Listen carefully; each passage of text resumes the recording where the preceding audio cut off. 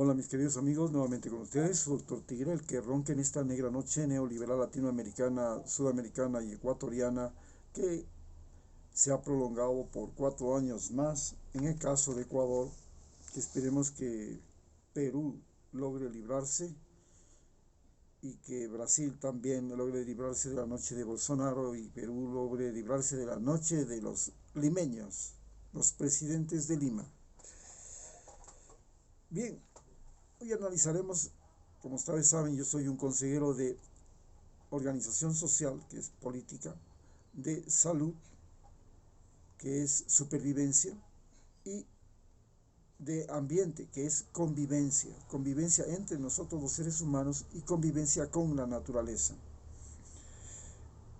En la parte de salud que vamos a analizar ahora, pues partimos claramente de que esta pandemia continúa siendo un lugar donde los muertos y los enfermos han llegado y no se han ido después de un año y un mes, en el caso de Ecuador, es decir, de 13 meses, ya vamos para los 14 meses, y es más, estamos viviendo la denominada tercera ola de la pandemia en América Latina y en el mundo, que se estima, según la Organización Mundial de la Salud, va a ser peor que la segunda ola y la primera ola. Sin embargo, también estamos en una carrera por las vacunaciones, con el gran problema de que la vacuna, muchas de las vacunas ahora pues tienen algunas fallas, tienen algunas complicaciones, ya sea porque necesitan hipercongelación, menos de 60 grados centígrados, necesitan una manipulación especial, por ejemplo, se necesita colocar unas a los 21 días, pero ahora la vacuna China, Sinovac, dice no, hay que colocarle con más tiempo de diferencia. En tercer lugar, en algunos países, con sorpresa, se ve que las personas vacunadas, por ejemplo el caso de Dinamarca, vuelven a enfermarse. Claro, se vuelven a enfermar, pero la ventaja es que las enfermedades ya no tienen la alta mortalidad que tenían cuando no había vacuna. Entonces, de alguna manera, la vacuna ayuda. La vacuna no deja de ser una ayuda, aunque no significa inmunidad, no significa que usted se va a salvar de la enfermedad. Lo único que significa es que posiblemente no se va a morir. Es más seguro que no se muera. De esas vacunas, pues ya tenemos una vacuna china nueva que se va a aplicar en México, que es de una sola dosis. Tenemos el problema con las vacunas de Moderna y de AstraZeneca, que se ha descubierto que te producen coágulos, especialmente, curiosamente, en la vena porta, que es la que lleva la sangre del hígado al corazón. Precisamente en ese lugar, y eso es por eso el gran problema en este momento. Pero también, gracias a todo este fenómeno, el orden social mundial, la pandemia ha cambiado el orden social mundial.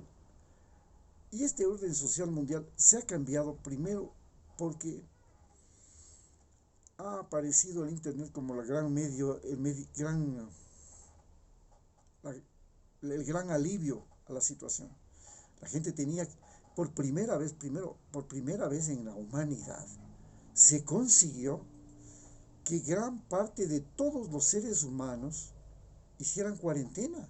Esto, era, esto es inaudito, esto no ha pasado, no ha pasado jamás en ningún siglo en nuestra historia en el planeta.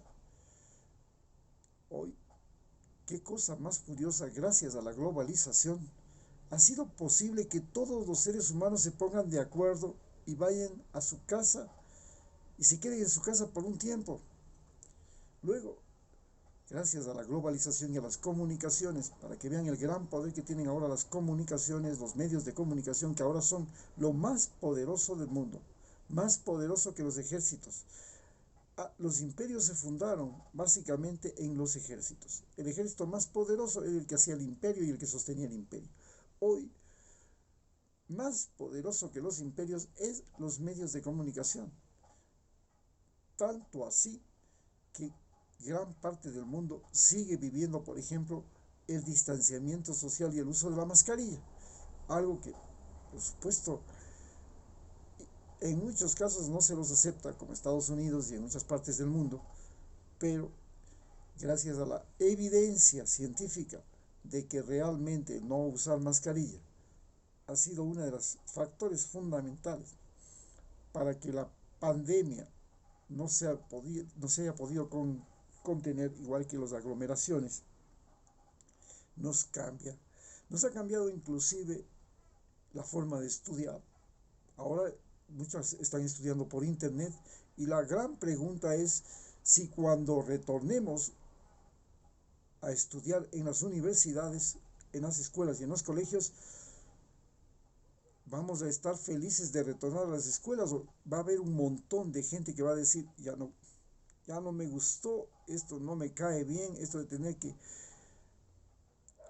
estar en el ojo seco del profesor, de aguantar el bullying de los amigos, de los compañeros. No, no, no, no, no. Lo mismo pasa en las oficinas, en los trabajos. Resulta que el trabajador dentro de su casa resultó ser más feliz y más eficiente que dentro de la oficina, porque en la oficina tenía que estar pendiente de cualquier cosa que le pasaba al compañero de la oficina, que se enfermó, que le hizo un comentario, que le está mirando mal al enamorado, todo vale. Cambió. Entonces tenemos un problema político. ¿Cuál es el problema político? Que, por supuesto, los gobiernos ahora tienen que resolver problemas multiplicados por la pandemia. Primero, pues ya vemos la vacunación. Segundo, los tratamientos, porque hay que salvar también a las personas que se enferman. Entonces, los centros médicos, las unidades de cuidados intensivos, los anticoagulantes, los corticoides, el oxígeno, el transporte y finalmente, ¿dónde diablos ponemos a los muertos, a los enfermos? Otro de los grandes problemas, porque los hospitales se convirtieron en lugares contaminados y peligrosos. Hasta los médicos y las enfermeras morían. Qué difícil situación. Eso no era posible. Se suponía que el médico prácticamente estaba inmune a todo en su hospital, porque estaba protegido de las enfermedades, tenía las medicinas a los lados, tenía el compañero médico para curarse. Bueno, entonces el médico era un individuo que estaba protegido, como el militar en el cuartel se siente protegido dentro del cuartel, o el, el abogado se siente como pato en charco allá en la Corte Suprema. Los médicos nos sentíamos inmunes, felices en los hospitales, pero de pronto los hospitales se convierten en el peor lugar en el que puedes ir a trabajar, te juegas la vida. Póngase en mi caso, 65 años, ir a trabajar en un hospital, se llama autocondenarse a muerte. ¿Qué situación más difícil? Esto nos crea un problema con el sistema y las redes de salud. Habíamos creado un sistema de salud en el mundo que era específicamente un sistema curativo. Pero resulta que cuando nos viene una enfermedad que no conocemos, el sistema curativo colapsa y la única salida es los sistemas preventivos. Entonces, las vacunas. ¿Las vacunas qué es? Un sistema preventivo. Y por primera vez, la comunicación por internet, lo que estoy haciendo ahorita, la telemedicina, lo que se está desarrollando en este momento, y la medicina preventiva, las vacunas, el saneamiento básico ambiental, la nutrición saludable, el ejercicio saludable, la descontaminación de los alimentos que vienen con pesticidas, la descontaminación de los suelos, la descontaminación del aire que utiliza también insecticidas, que tiene gas carbónico, este problema del cambio climático, que es el gas carbónico en la atmósfera que nos está matando a nosotros, está cambiando el clima y está haciéndonos vulnerables, porque podemos responder muy bien por último, a un virus, pero ¿cómo vamos a poder responder a una inundación o a una subida del nivel del mar? ¿Cómo vamos a poder responder a sequías? ¿Cómo vamos a poder responder a erupciones volcánicas? Sí, las erupciones volcánicas han habido desde toda la vida, sí, sí, pero las erupciones volcánicas no afectaban a tantos seres humanos, porque cuando habían erupciones volcánicas no habíamos tantos seres humanos. En cambio ahora, un volcán en cualquier parte del mundo mata a miles de seres humanos, porque ya somos 7.000 millones de habitantes en el mundo, pues. Y aunque si cae un cometa, un meteorito, ya no es que mata solo a los dinosaurios, aquí acaba con todos los seres humanos. Esto es lo que nos hace ahora susceptibles y nos hace personas conscientes de que el ambiente, el agua, el suelo, el aire, han pasado a ser algo fundamental, pero también ha pasado a ser algo fundamental nuestra relación con los animales silvestres. ¿Por qué? Porque la pandemia se origina en un animal silvestre, el murciélago. Y ese murciélago estaba tranquilo, fuera de casa, allá, en los poblados, en los sitios apartados, pero un día se les ocurrió llevarlo al mercado, comérselo junto con los pangolines y comerse otros animales salvajes y tener mercados y criaderos de animales salvajes para comer los seres humanos, y de ahí se origina esta pandemia. Y cuando se origina esta pandemia tenemos el problema de que habíamos inventado ciudades que eran lo, era el mayor invento de la humanidad.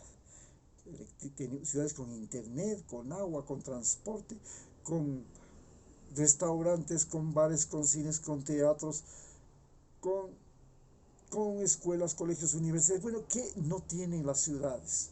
Y dijimos, bueno, la ciudad es el invento más maravilloso del ser humano. Y de pronto, los seres humanos viven unos encima de otros, la distancia entre un ser humano y otro se convierte en algo altamente peligroso, y lo vemos en los barrios más pobres, Guayaquil, las favelas de Río de Janeiro, las ciudades de Estados Unidos donde los migrantes tienen que vivir hacinados. Y como consecuencia, la pandemia se propaga. Tenemos entonces el gran problema de el hacinamiento. Esto ha dado inclusive lugar a que existan unos nuevos tipos de seres humanos que dicen: yo puedo trabajar gracias al internet lejos de la ciudad. Me voy al campo donde no haya contaminación, donde no haya ruido, donde no haya delincuentes en la calle, donde no tengan que estar oyéndole a los políticos todos los días, donde no tengan que estar oyendo las noticias todos los días, donde todo el mundo me aterroriza. ¿Cómo diablos salgo de este que se llama la rueda sin fin? Como la que viven esos animalitos roedores que tenemos en la casa, los cuyes y todo, que se les pone en una jaulita para que estén haciendo ejercicio en una rueda sin fin. En eso se han convertido las ciudades. Entonces las ciudades dejaron de ser el mejor lugar del mundo. Todo el mundo quería ir a Roma, y luego quería ir a Nueva York, luego querían ir a París, luego a las ciudades increíbles de esos países árabes, Dubái. Hoy las ciudades son foco de infección, son problema social, son sitio, en Estados Unidos peor, son sitios de masacres, donde viene un tipo loco con un arma y a matar. Y, están con una epidemia de psiquiátrica, de mente. Solamente en la última semana, que haya habido 8 masacres y que haya habido más de 146 muertos en lo que va del mes en Estados Unidos. Bueno, es algo está loco, ¿no? Entonces tenemos que la salud tiene que ver ahora muy cercanamente con el ambiente. Y Esto es lo que nos ha traído la pandemia. Cosas extraordinarias. No es la primera vez en la humanidad que esto sucede. Hubo una pandemia que llegó en 1400, en 1340. La peste bubónica llegó a Europa y cambió el orden social en Europa. Desapareció el sistema esclavista y dio paso al sistema feudal. Gracias a la pandemia. Cuando llegó la gran pandemia de la gripe española, había ya pasado la Primera Guerra Mundial. Llegó la pandemia, se produjo una depresión económica mundial a partir de Wall Street, de los Estados Unidos, que fue el gran ganador de la Primera Guerra Mundial ya, y llevó a la Segunda Guerra Mundial. Y la Segunda Guerra Mundial cambió todo el orden mundial. ¿Por qué? Porque apareció la radio, apareció la televisión, apareció la aeronáutica, aparecieron los aviones, aparecieron los submarinos, aparecieron la televisión después, la internet ahora. Hoy, esta pandemia, a no dudarlo, nos ha cambiado la vida. Nos ha cambiado la vida porque en el mundo el sistema se hizo para manejar un cierto número de personas pobres.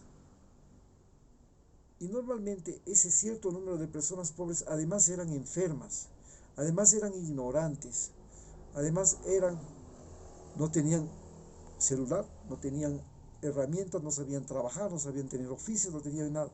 Hoy la pandemia nos pone a miles de millones de personas que tienen celular, que tienen carro, pero están endeudadas, inclusive tienen profesión, han estudiado en las universidades, pero no tienen trabajo, y los millones de seres humanos enfermos, pobres, ya no son todos enfermos, ya hay medicinas para tratarlo, ya hay medicamentos para tratarlos, hay forma de curar, y estos millones de seres humanos que ya no son enfermos, que ya no son ignorantes, son los que se convierten en el gran motor social de cambio de las sociedades.